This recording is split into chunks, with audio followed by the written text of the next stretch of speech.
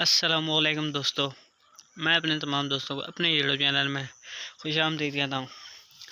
दोस्तों कुछ दिन हो गए वीडियो बनानी छोड़ देती हैं, लेकिन आज फारिग आया, कोई कम शाम को नहीं आया, तो मैं कहा चलो आज थोड़ी जी वीडियो बना देवा। अज की वीडियो में जनाब कुछ टॉपिक ये है कि अज जनाब अस जो घर सब्जियां लाई हुई हैं उन तुसा भी खावनियां, तो उन जनाब बिल्कुल आए थाना कोल खड़े हुए हैं, तो 4-5-6 सब्जियां तो मैं चलो उन तुसा थोड़ी जी विखा देने।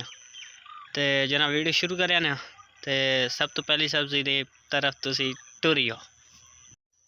हाँ भाई जनाब मैं बैठ गया, ये जनाब है सब तो पहले ये जड़ी है ये साड़ी लगी हुई है पालक। अल्लाह का शुक्र है, मतलब ये काफ़ी बड़ी हो गई, तुम वेख सकते हो।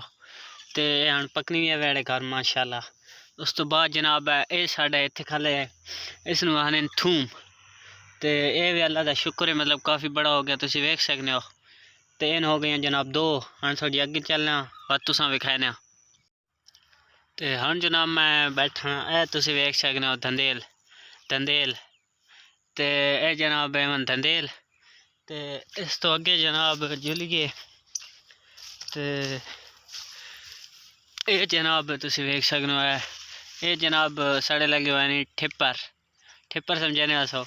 तो उस पर क्या रहती भी वसल लगे हुए हैं, तो उस तो बाद थोड़ी जी अगे वत ये थूम ही लगा हुआ।